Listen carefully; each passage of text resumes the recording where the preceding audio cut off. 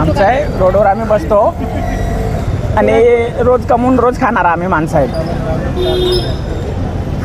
आणि आम्हाला माल आणतो मार्केटातून विकतो, त्याच्यातून माल आमचा घेऊन गेला तर काय आम्हाला भेटणार त्याच्यात? 2 पैसे कमवून लहान लहान पोरं असतात, आम्ही भाड्याचा रूम असतो, 5,000 भाडा, लाईट पाणी कशात त्याच्यात काढणं.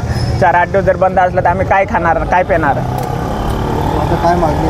हां, आता जसं बसतो असंच बसू ते आम्हाला बस, बाकी तंग नाही झाला पाहिजे. डायरेक्ट जे बंद आहे ना, जसं बसतो ना एवढा दिवस बसलो आम्ही. आज रिपब्लिकन फाउंडेशन तर्फे फेरीवाल्यांनी मोर्चा काढला. त्यांच्या प्रमुख मागण्या अशा आहेत की हॉकर्स झोन एक बनवून द्यावा त्यांना, जे की 2% रिझर्वेशन असतो स्टेशन रोडला. कुठल्याही शासनाचं काम सुरू असताना प्रत्येक ठिकाणी 2% रिझर्वेशन असतो. त्या रिझर्वेशनमध्ये त्यांना पट्टे मारून बसून देण्याची संधी द्यावी.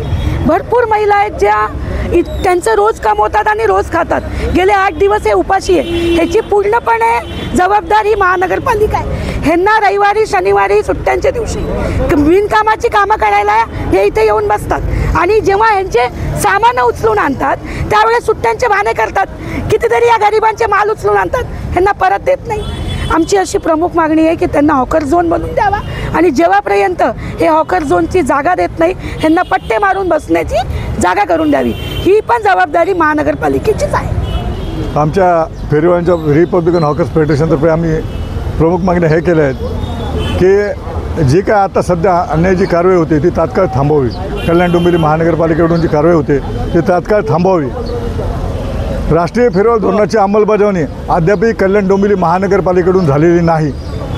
त्यामुळे कायदा असा सांगतो की जोपर्यंत राष्ट्रीय फेरीवाल धोरणाची अंमलबजावणी होत नाही तोपर्यंत फेरीवाल्यावरती कारवाई करायची नाही. राष्ट्रीय फेरीवाल धोरणाच्या माध्यमातून फेरीवाल लायसन त्यांना व्यवसायासाठी जागा देऊन जर ते परत त्या ठिकाणी आले तर कारवाई करावी असा कायदा आहे.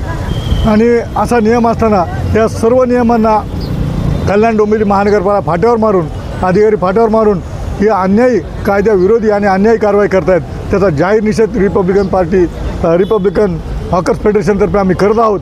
आणि जोपर्यंत राष्ट्रीय फेरीवाल धोरणाची अंमलबजावणी होत नाही तोपर्यंत फेरीवाल्यांना आहे त्याच ठिकाणी पट्टे मारून बसण्याची सवलत द्यावी ही मागणी घेऊन आम्ही इथे आलेलो आहोत.